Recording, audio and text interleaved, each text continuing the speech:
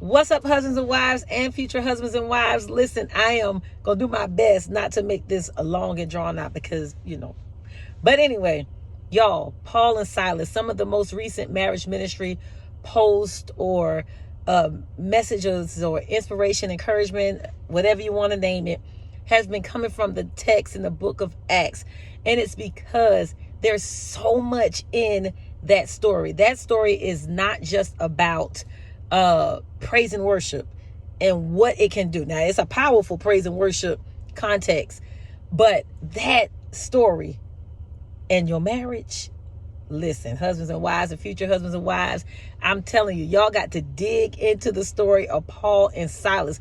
It's so much in there when it comes to your marriage. Why? Because the marriage, first of all, the enemy is not threatened because you married, okay?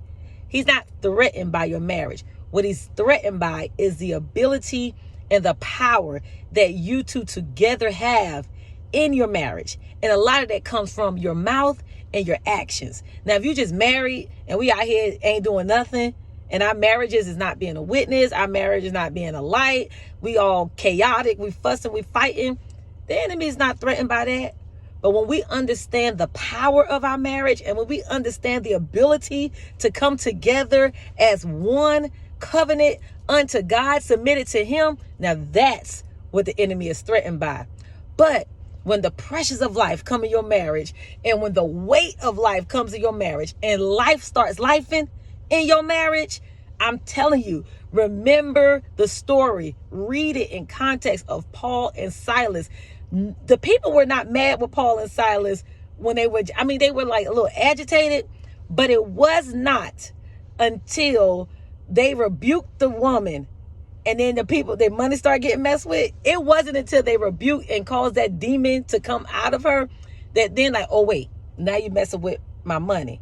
So the enemy is threatened when your marriage walks in the dominion and the power that Christ has given you together and blessed your union with on the altar.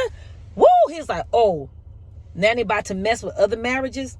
Now they about to cause people to know that they actually can be submitted. They about to cause people to know that they can actually be happy. They can have joy in their marriage. They can have love in their marriage. It doesn't have to look arranged. They don't have to be trophy husbands and wives. They don't have to be happy in front of people and miserable at home. Wait. They about to cause other marriages to know that marriage really does work. Oh no, now I'm threatened by that. So let me start throwing life at them. Come on, y'all. Y'all know what happens when life starts coming and then you start attacking the one that's closest to you. But I'm telling you right now, when Paul is so much in that story, y'all, when Paul and Silas were in prison, they were locked, thrown into the deepest part of the dungeon. You know, when you feel like you in a low place and you can't come up, when you feel like you in a low place and you like, wait, this caught us off guard. We don't know how we coming up out of here.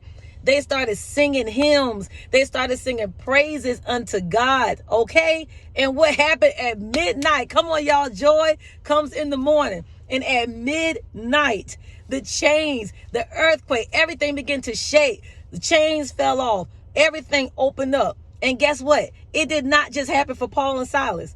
So when you are in your marriage and life starts happening and you feel like you're bound, you feel like you're shackled, you feel like you can't do nothing and you're stuck.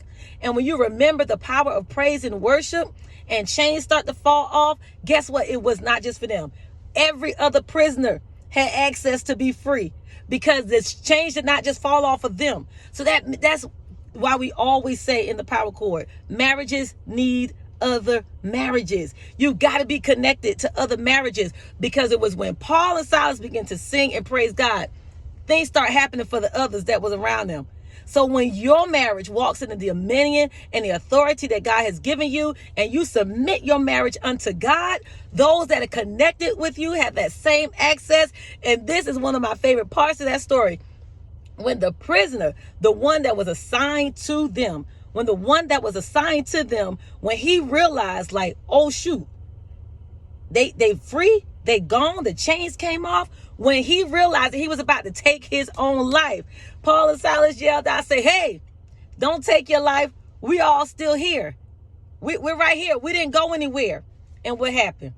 He said, What must I do to know your God? What must I do to be saved? It's the same thing in our marriages. When marriages see that you're submitted and you're connected, I don't care what they're going through, they have to know that there is a true, living, and wise God who is able to see you through. But you have to want it. And when they see that you can do it and they're connected, and that those demons and devils and whatever is agitating their marriage and whatever is agitating them, and they actually learn how to be disciple and submit their marriage unto God, and then they cry out, wait a minute, what the other marriages, other people gonna be like, oh wait, what must we do to have a good marriage like that?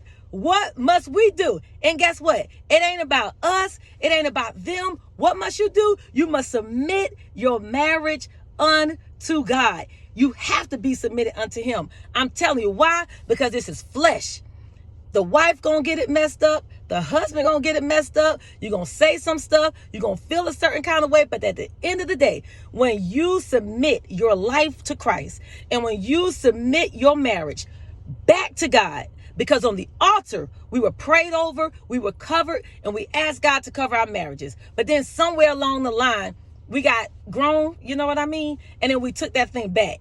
But when we submit our marriages to God, I'm telling you, I don't care, come hell or high water, come what may against your marriage, come what may, depression, oppression, finances, anger, infidelity, emotional stress, you name it, whatever you have encountered in your marriage.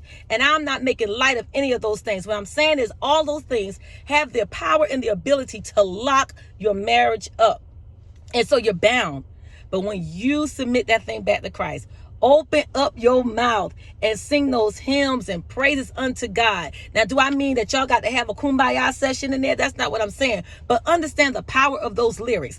Understand what in that still moment, in that quiet time, understand what the power of prayer and praise and worship would do to you. I'm telling you, the enemy is threatened by what you can do in your marriage, and not just being here. I mean, anybody can be out here and just be like, oh, we married.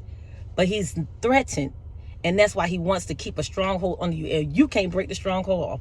God has to do it. So I'm telling y'all, stay encouraged. Marriage works if you work it. Life be lifing. But God is greater. Greater is he that is in you. Greater is he that is in your marriage than he that is against you or he that is in the world. Y'all, I'm telling you, continue to speak life in your marriage, speak life to your marriage, and speak life over your marriage. The Power Chord, we love you.